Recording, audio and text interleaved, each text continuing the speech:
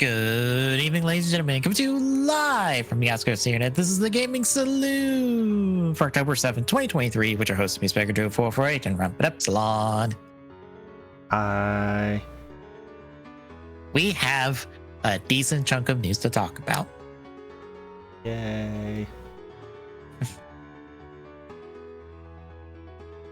Some of it, not the greatest news.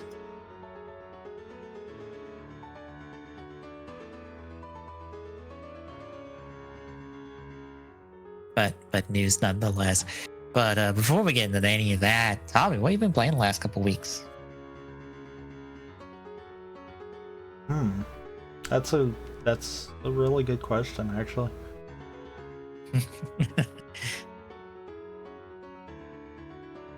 Because I think pretty much we've done everything that I've played the last couple of weeks. There's one. I've more been focused on the manual client more so than anything. I was about to say, there's one thing we didn't do on stream.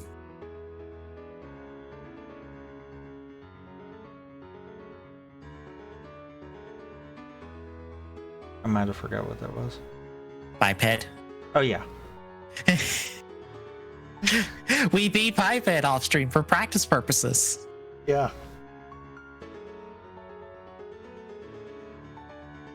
It's a good game in my opinion.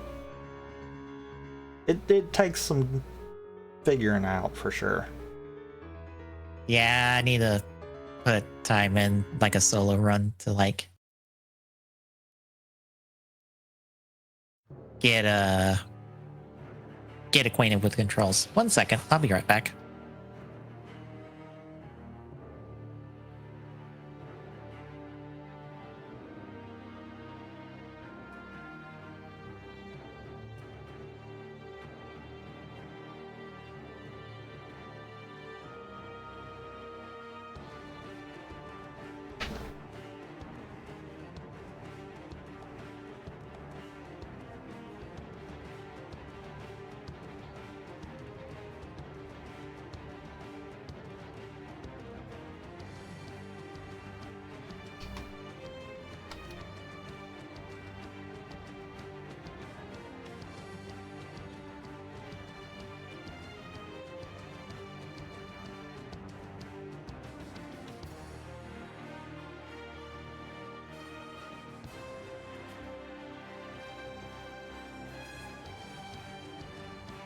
All right, I'm back.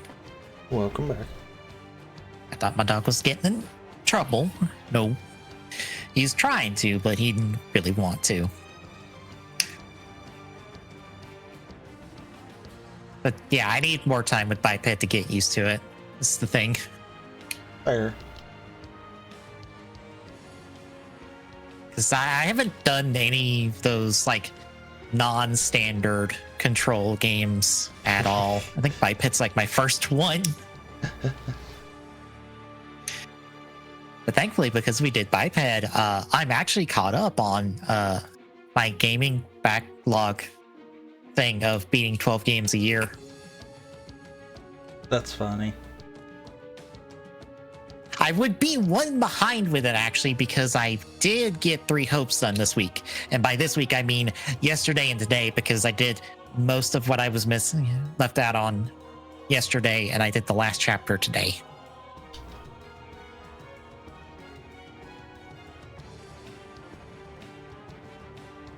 I like it well enough. I'm still not doing all the routes in it because unlike 3 houses, there's 3 routes instead of 4 routes in the game. Thankfully, you pretty much choose the route at the start of it instead of, well, you choose the route much like 3 houses, but it diverges from there immediately instead of taking half the game to diverge. That's the problem with 3 houses replays, is the academy phase of 3 houses is the same practically. The only real difference is your interactions with the various class members and your like supports. That's pretty much it. Otherwise, the things you're doing and the maps you're doing are the exact same. So until you get to the war phase, you're playing the same game 4 times. And by 4 times, I mean you're playing 2 routes the same, because Church Route and Black Eagle's route is the exact same thing. Because they're the same until like the last 2 chapters of, I believe, Academy phase, and then War phase is completely different. Yeah, that's why I find it really hard to be like, I want to do like a playthrough with Golden Deer. But I've started and I'm like, I'm good. I don't want to go through all of this again. Besides that, Marvel Snap. I get so tired of hitting the same really sweaty, really optimized decks in Conquest. I get so annoyed doing that. Fair. Like, I eventually just had to break down and just go, all right, Untapped, what's like the best decks that are available to me considering my collection? Tried out like 3 of them until I was satisfied with like the destruction deck it offered me. Because I was so tired of dealing with optimized bullshit. I was just like, I gotta... If I'm gonna get anywhere in Conquest so I can get more like orbs to get my collection level up, to get more cards, I gotta play the meta to some extent in order to like get anywhere in Conquest. Because Conquest, I think Conquest gives you more orbs per match than any other option right now. I could say that. It mainly just depends on the cards you play, whether or not you're upgrading very fast or not. But I'm like, I'd say, hey, at least I'm getting that. I'm getting other stuff. Because I don't know how many cards I'm missing right now. But I would like to get closer to like, or get more cards so I can like maybe get like a better deck going. Because I feel like I can get a really good deck going. I'm just missing out on certain cards that could make it like, they could get it that next step. Fair. Don't mind me. I'm setting up the stuff for tomorrow. Mm-hmm. Let's see. Beyond that, 3D printed a not necessarily a Soto scale Kekara, but a tiny Kekara from my shelf. At least a test print to see if it would print well enough. I need to glue up my base to make sure it prints correctly next time. And really babysit it for the 6.5 hours it takes to print a like 2-inch tall Kekara. You know what? I'm fine with that. I'm fine with him being Pokemon sized, as Malunas on the Discord post put it when he saw the picture. Because he really is Pokemon sized. Like, I'm fine. It's close enough. Because I don't expect the Soto team to throw us like proper scaled Kekra, Baropas, and Hunes. Hell, honestly, I was willing to take the trade of the premium versions of Kekra and Baropa over their regular Rider versions, because at least the 2 of those did something. Well, Kekra did more in his premium version than his Rider one. Baropa, I think it did identical.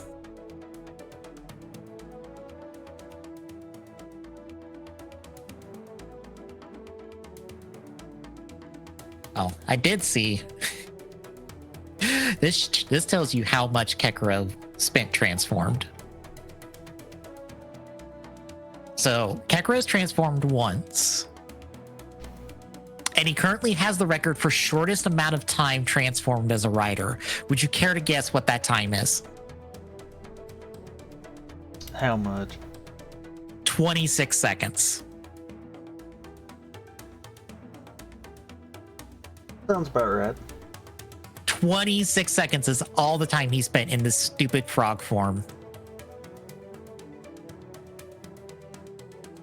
The amount of effort I'm sure they went in to convert fucking Shinobi's Toad into this Kekara model is not worth 26 seconds. It really isn't. I swear the Laser Race Riser Riders are like the weakest, one of the weakest links in Geats.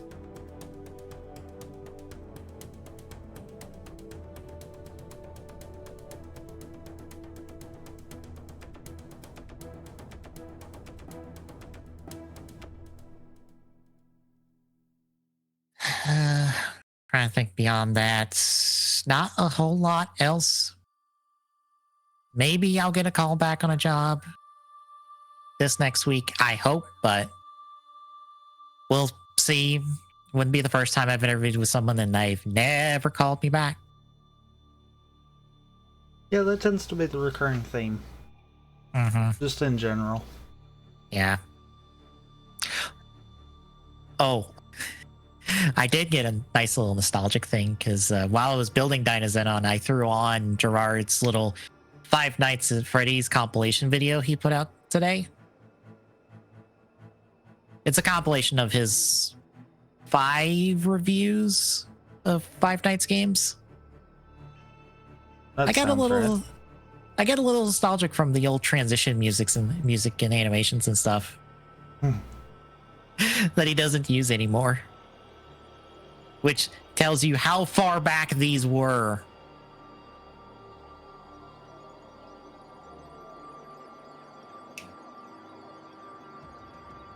Yeah, that's pretty much it. Shall we get to the news then? I guess. All right then. First up, SAG-AFTRA, the Screen Actors Guild, they have authorized a strike against those that they have a bargaining agreement for within the game industry. That does not mean a strike is happening. It means one will happen if the currently, as they've said, the current last round of negotiations fall through, because recent negotiations from this past week fell through. They have one more round of negotiations planned. There is no date for it, so we don't know when it's going to happen. But if that falls through, then SAG-AFTRA will do a strike against those that they are in a bargaining agreement with in the game industry. Bear in mind, this is not the game industry as a whole. Because I found this, I think in John's Discord, someone posted it. Someone has a list of all the companies involved and the associated games involved. So to give an idea, Activision, Epic, Insomniac, WB Games, and EA are the main video game developers, publishers that are involved in this. But there are 3 audio voice acting studios, Blindlight, Formosa, and VoiceWorks are involved in projects that they have been a part of are kind of fall under this, but those companies are more indirectly involved in this strike now because they're not the ones at the bargaining table.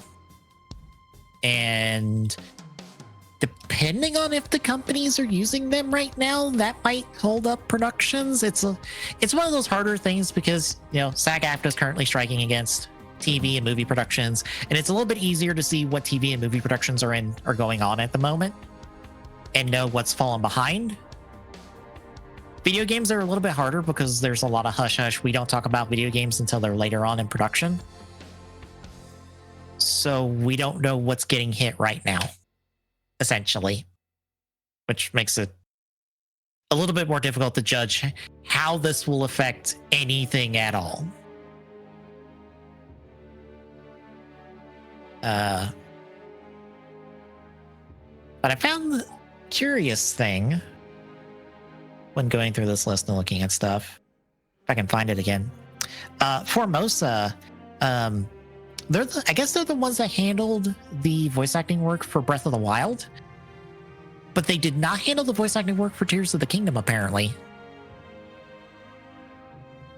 Or they did, and no one actually did the research enough to find out. I double checked the literal credits for Tears of the Kingdom. There is no mention of the company. The company itself does not credit itself as working on Tears of the Kingdom. They only credit themselves on Breath of the Wild. So I don't know.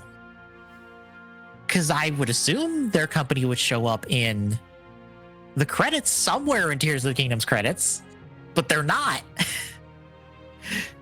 And their own website does not list them as being involved in Tears of the Kingdom's production.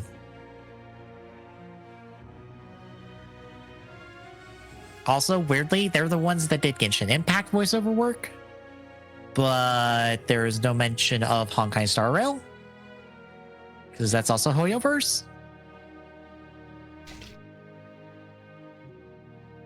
I also had the double take because I saw Kojima Productions listed as the company they worked with, and I'm like, wait a minute.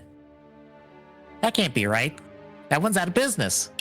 No, I'm thinking Kojima Studios was what it was under Konami. Kojima Productions is Kojima's current company, where he's independent.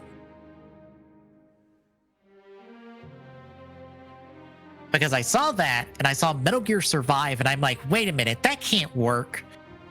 Do you know how Kojima Productions is involved? No. Let me find the game on here real quick. Days Gone. Apparently they did production work, or they did like support work for Days Gone.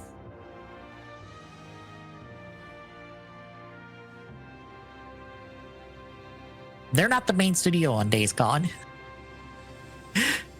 Days Gone is I forget what who Days Gone developer is. That's Bend Studio, which is under Sony.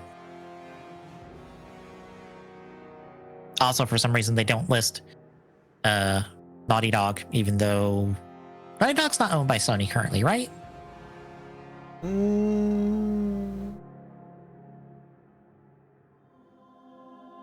Might be.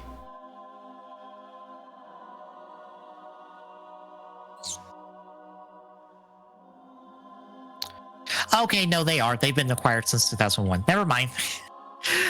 I was like, I thought Naughty Dog was still indie. No, they've not been indie for like 22 years. For most of their time existing. Yeah. But from the looks of it, it might more be pointing towards, which is funny that that's not even a potential there. Toys for Bob. Because if I'm not mistaken, weren't they the ones that did the Insane trilogy? Yes. Meaning that they actually should have been in that company's worked with list.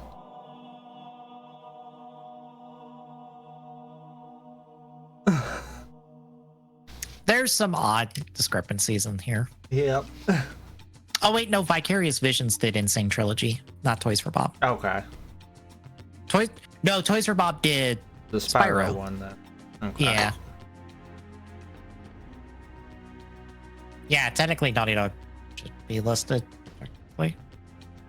Naughty Dog is, though, because of Sony. Yeah, also Capcom is not listed at all, even though Resident Evil 7 is here.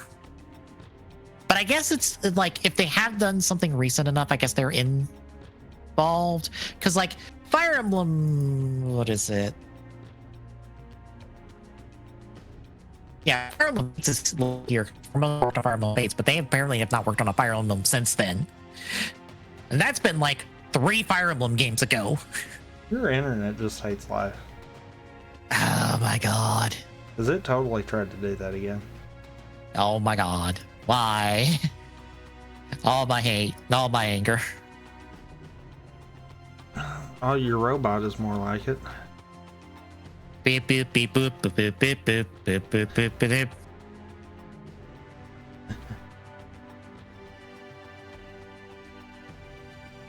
See, you weren't talking its language is why. Because it totally didn't do anything through all of that. Of course not. But yeah, the list is a bit odd, but it's like the most comprehensive list I've seen that anyone's attempted to try, because, trying to look up these actual companies is going to be difficult, because I forget which one of these lists Pandemic Studios is a studio they've worked with. And I'm like, that one's been out of business for a decade plus. That doesn't help. What's bad is looking through the list, it's not really going to affect hardly anything. I feel like if it affects anything, it'll affect live service games first. It really won't, though. Yeah. Because I'm going to use, since it is on the list up towards the top, I'm going to use Destiny 2 as an example. More than likely, most of the lines for the next expansion's already recorded. I was about to say, didn't we just have this conversation like a few weeks ago when they talked about, who was replacing, I cannot remember his name for the life of me, but who's replacing Zavala's voice actor since he passed away? It's one of the, yeah, we did, by the way. It's one of those, I kind of feel like it's not going to affect the live service games anytime soon, because they probably have to be so far ahead, it's pathetic. That's why I said they'll be the first affected. No. It's a relative sense, I feel like. No. You know what I think will be the first affected? And it's the bottom of the list, quite literally. All your sports games. True. They're going to be the first ones affected, because everything else is going to be far enough ahead at this point where it's not going to touch anything. Yeah. Because I was looking, most of this is either stuff that hasn't had anything in a few years, meaning it won't hurt them if they don't announce something. Mm-hmm. Or it's stuff that's so far in development that we already have release dates, so that means everything would be done anyhow. Yeah. The only way that could stop is if they made some kind of a clause that said if it's an unreleased project, it cannot release until the strike's over. That would be the only thing that could possibly even change anything. But if it's just a case of they can't do their job until the strike's over, then nothing's stopping any of it from being released. Don't mind me as I literally go check the contract. Because, by the way, the contract is public information on SAG-AFTRA's website. I can't foresee it being able to be that deep.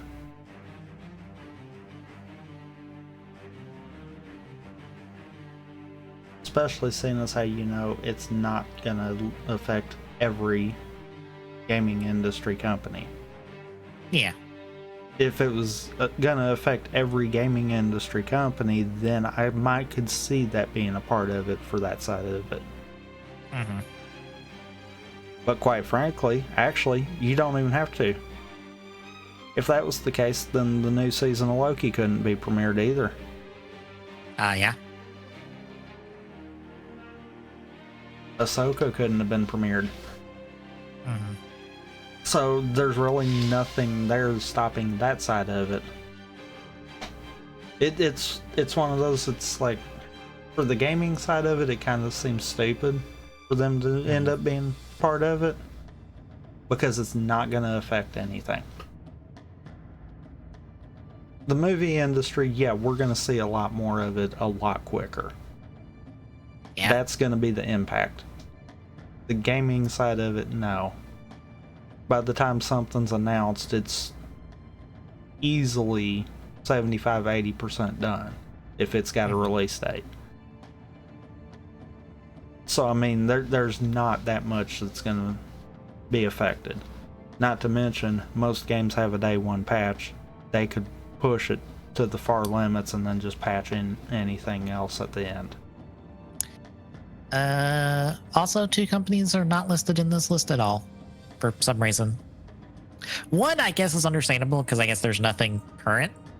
The other one that baffles me a little because I'm pretty sure certain games fall under this. Disney character voices. I don't know what falls under there.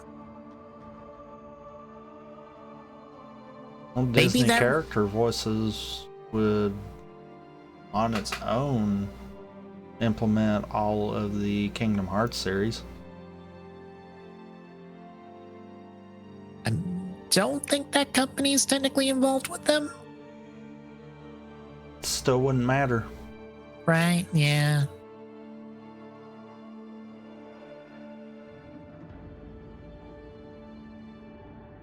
Which, I mean, granted, it's not like Kingdom Hearts has anything coming out anytime soon, kind of deal. So, I mean, there again, another one that is really not going to matter.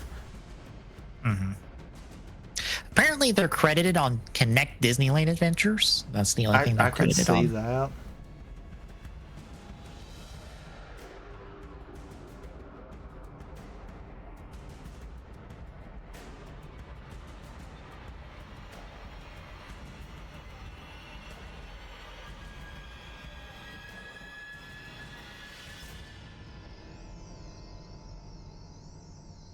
Okay, it's more.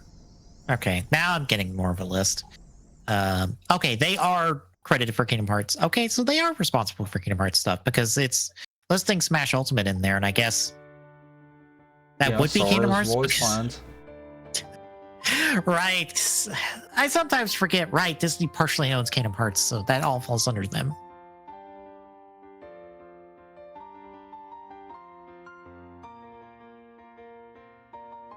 But there again, nothing would matter on that because it's already released content. Yeah.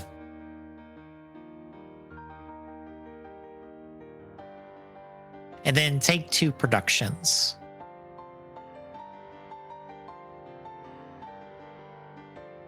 Jeez.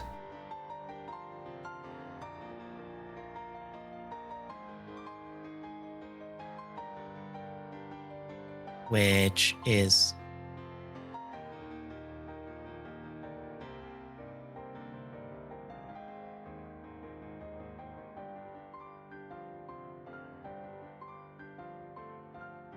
not Take-Two Interactive?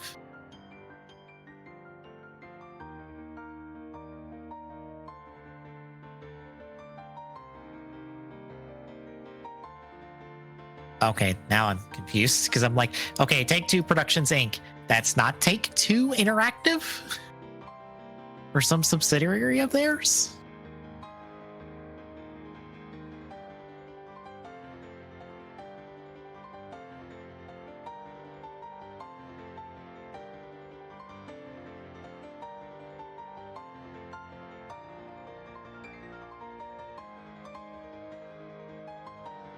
Because the first results is not Take-Two Interactive for some reason.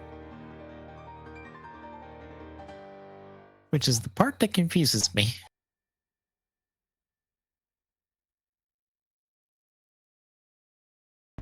But anyway, if you, I guess, wish to be on the picket line, even though you're technically not on the picket line, and also, unless SAG-AFTRA asks that influencers not stream this content, this is your do not stream list, essentially. But you know what's funny?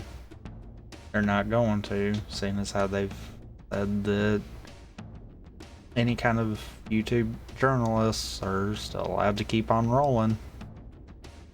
Yeah, I feel like it would also be trickier for streamers because, you know, unlike SAG-AFTRA, they don't have anything to fall back on because streaming the content is their paycheck. Like, if this strike goes into place, like, before Spider-Man 2 comes out at the end of the month, and, you know, Spider-Man 2 is on this do not stream list, or potential do not stream list, I'm pretty sure some people are going to have to stream Spider-Man 2 regardless because, yeah, that's a payday for them.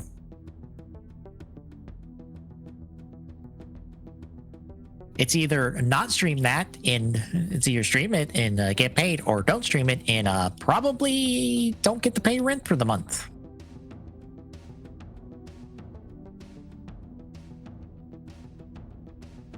But any other thoughts? No. All right, then. We have surprising news from PlayStation. CEO Jim Ryan is stepping down. He's gonna retire in March of next year. Kind of just out of the blue. For no particular reason at all. And no one can peg why. Because it's not like Sony's doing bad, because they're doing fine. It's not apparently because of the next story we'll talk about. Apparently. So I have no idea. How do you feel about Jim Ryan stepping down as PlayStation CEO? Meh. Fair. I know some people have not liked some of his comments about like nobody wants to play old games and this, that, and the other. I'm just like, okay, the CEO's retiring just out of nowhere. Fine. It just feels weird for this to happen out of nowhere and there not be some bigger reason why, other than I'm tired of living in Europe and trying to work in the States.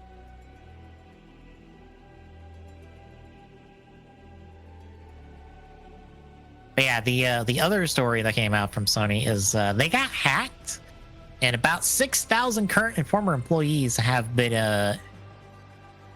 had their information stolen. So there was news break of a cyber theft. I think last week or the week before. A lot of people thought it was, user accounts. No, it was employee accounts. Which I guess can lead to user accounts depending on who got their stuff stolen.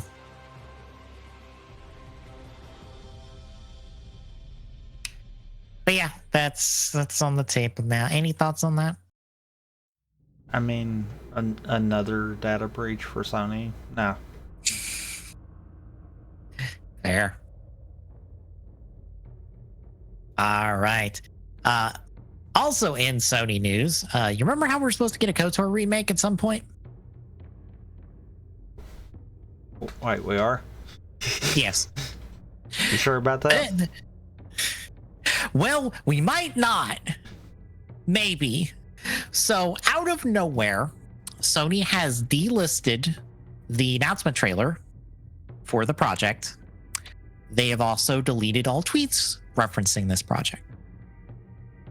They have said, when asked about this, specifically by Kotaku, as the article points out, that this is normal business. It's a licensing music issue, and the license has expired. Okay. Why did then? The license expire?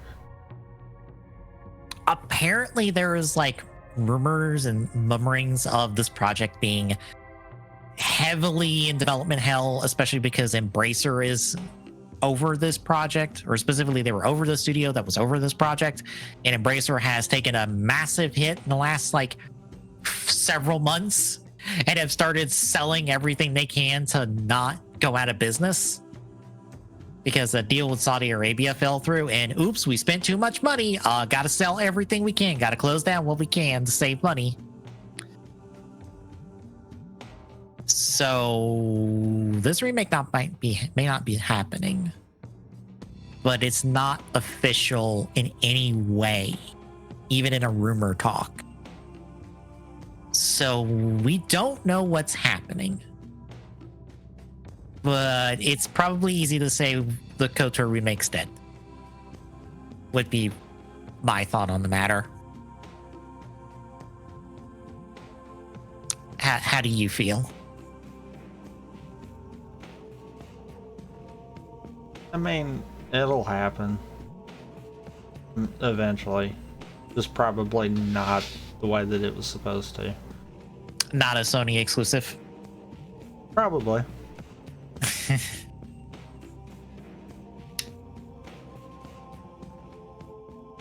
But speaking of kind of project cancellations, kind of out of the blue, Hideki Kamiya is leaving Platinum and going elsewhere. No word on where, but this made the rounds for some Toku people because he's head on Project GG, which is their Ultraman game or Ultraman-like game, much like Wonderful 101 is their Sentai-like game and Beautiful Joe's their Kamen Rider-like game. And, you know, we've not heard about Project GG since it was originally announced. Platinum has not been doing great the last year or so. And they've also said they wanted to do more live service stuff, even though their one live service game they tried flopped so goddamn miserably, it's ridiculous. That Avengers outlasted it. And that's not saying much.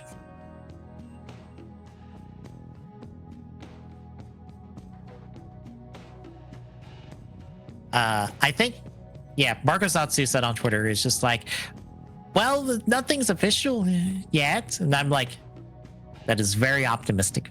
Let me get the exact wording on it.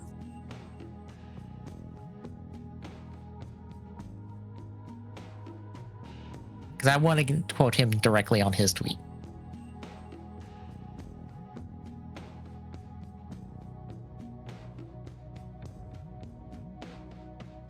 If I can find it.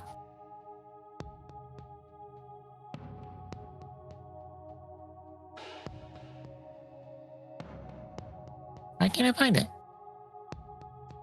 That's weird.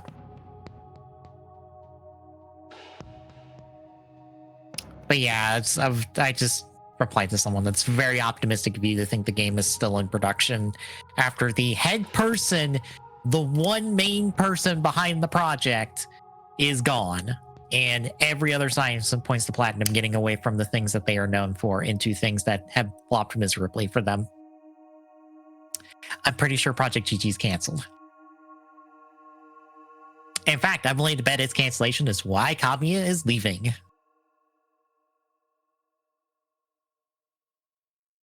But you have any thoughts on this? No. All right, then. Next up, an update on the thing we've streamed. Payday 3! So apparently, they're delaying an update to the game because of all the server issues and whatnot. They are still trying to stabilize the game. Apparently, it's better now? Question mark. I have somehow stumbled upon a Payday YouTuber, and their talk is that it is stable. It is better now. I mean, it did seem like it was better when we streamed it the week after launch. Yeah.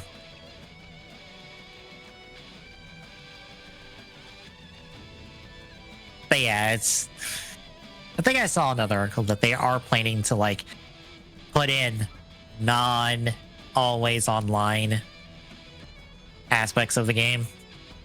You know, make the heist available in a not always online setting. I also found out through this YouTuber, you can actually make each individual heist not randomized.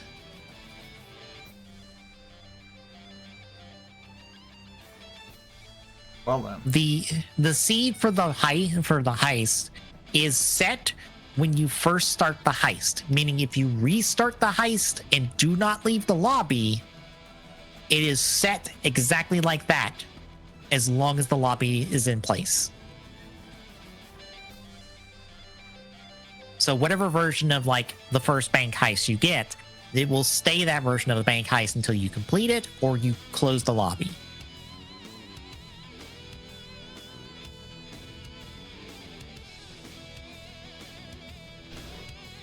Which is kind of nice for people who are wanting to like stealth all the jobs. That way it's like one consistent thing you have to deal with. You're not trying to like deal with like 5 variations of it that you're failing every time.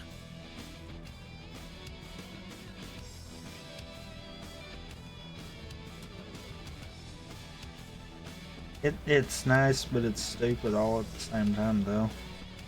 Yeah.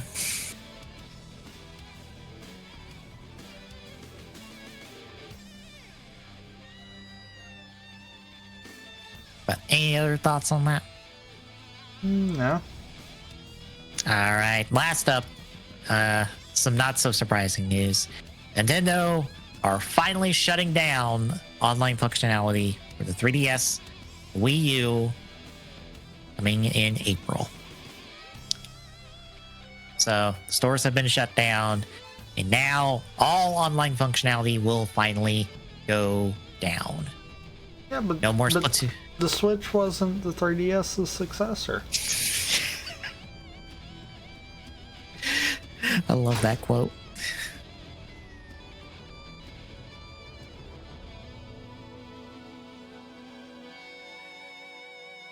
But yeah, come April, it's all going to go down. No more Splatoon 1. No more Xenoblade X online stuff. No more whatever other online functionality still exists for those two platforms. It's all Mario gone, Maker. folks. Forgot about that one. Yep, Mario Maker. Yep, it all goes down. Except apparently Pokemon Bank. That will still be up and running.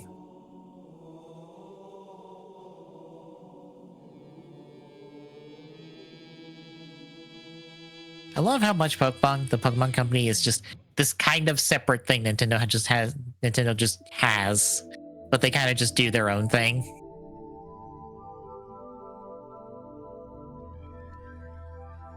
So, how do you feel? I mean, it was gonna happen. Yeah. Also, now it's time for the homebrew scene to, make their own network. Mm-hmm.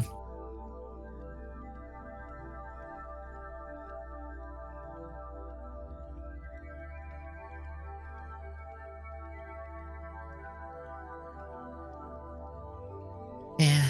Oh, well. Any other thoughts on any of that? No. All right, then. That's the news for the week, folks. It's a lot, but not a lot at the same time.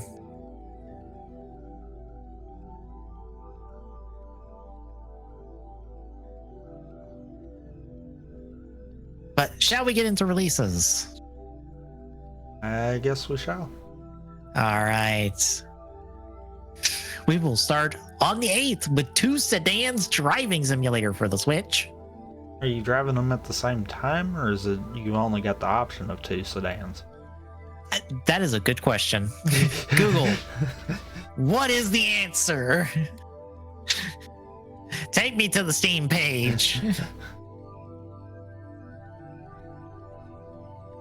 Because one of those sounds very interesting, the other one not so much. It is 2 sedans at the same time. That actually sounds interesting. It looks like a puzzle game essentially, because it's a top-down it's a top-down puzzle game where you're driving 2 sedans around objects and stuff.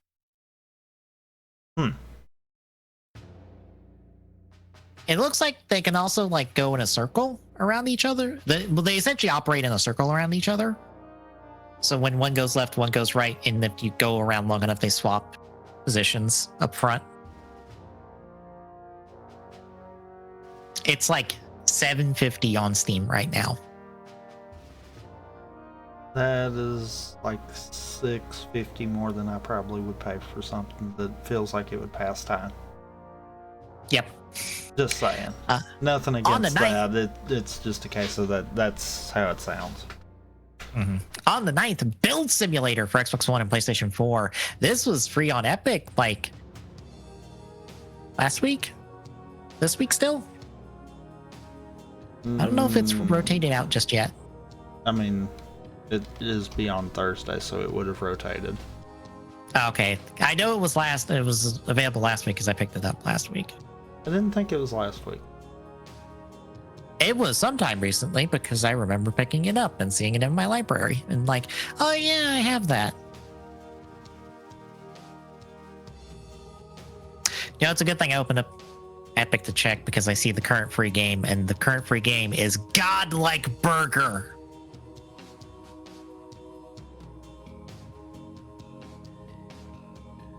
Click. Click. I'll just grab this one. The name is enough. Your internet said enough. Oh, for fuck's sakes. I don't know what the problem is.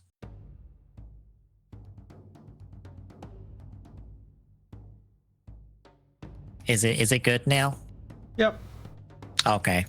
It's got like burger in case that dropped. I don't know what this is exactly. It looks like kind of a tower defense cooking game. This sounds weird and dumb enough.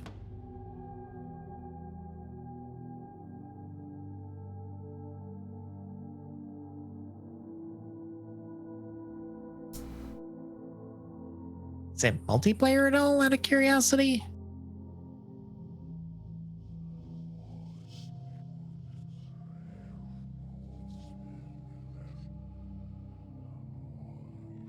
It doesn't say. Oh, well.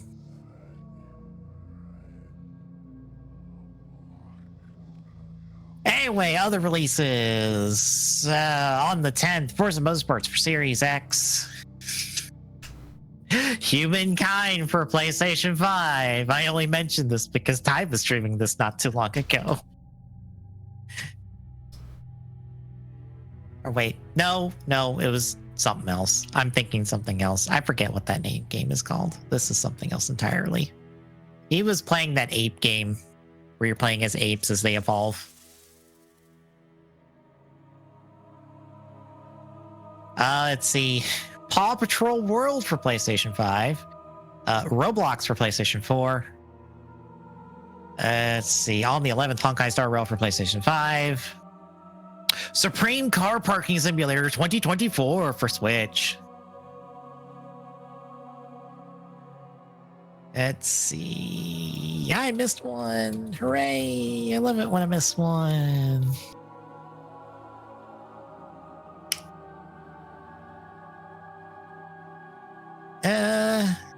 On the 12th, Cook Serve Delicious for Switch.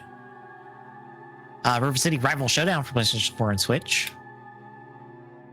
On the 13th, Transformers Earthspark Acquisition for Xbox One Series X, PlayStation 4 and Switch. Lords of the Fallen for Series X and PlayStation 5, since I missed that one.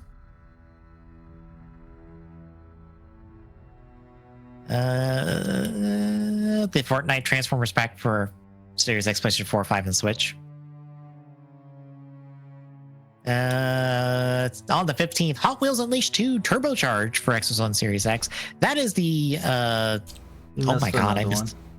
Good lord, why did I miss so many on the releases this week?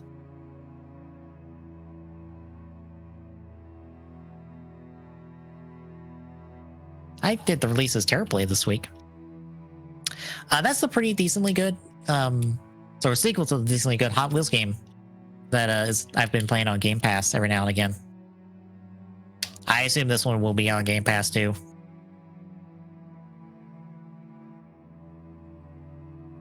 On the 17th, Skull Island Rise of Kong for Series 1, Xbox One, Series X, PlayStation 4, 5, and Switch. Sonic Superstars for Xbox One, Series X, PlayStation 4, 5, and Switch. Wizard with a Gun for Series X and PlayStation 5. A Boy and His Blob Retro Collection for PlayStation 4, 5, and Switch. Let's see. On the 18th, Gungrave Gore Ultimate Edition, or Ultimate Enhanced Edition for Switch. Hellboy Web of Weird for Xbox One, Series X, PlayStation 4, 5, and Switch.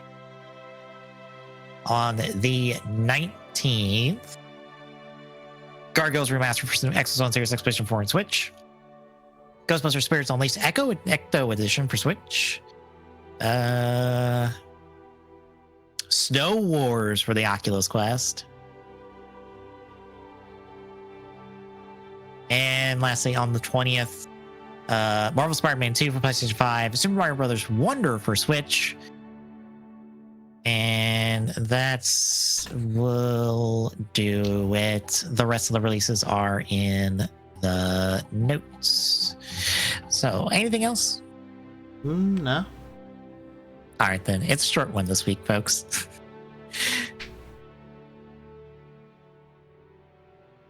So, tomorrow, it's an archipelago seed. Specifically, since the room is up, it is, I'm doing Pokemon Snap in Smash 64. You are doing Memory of Heroes in Mario Kart 8. Yep.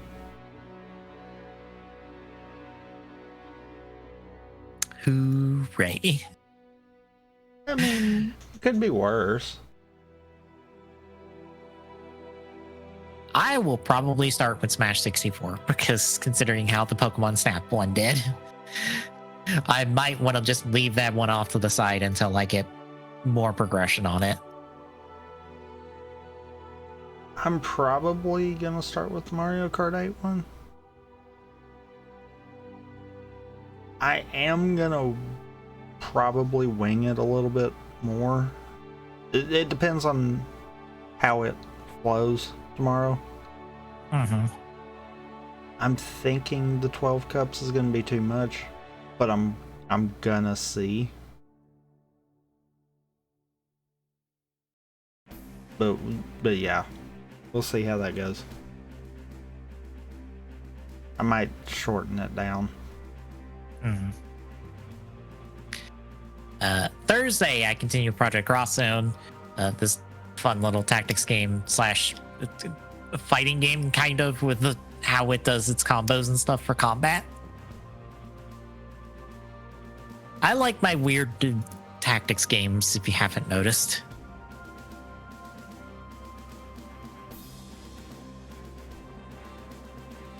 Next Friday, what we're doing next Friday? Archipelago Seed? Yep. Okay, another Archipelago Seed. And then next Saturday, we will continue Kamen Rider Saber. Hooray! Thankfully, since the Gridman Universe movie comes out at the end of the month on Blu-ray, if we have to pivot, I know what we're pivoting to, and it will be good, I promise.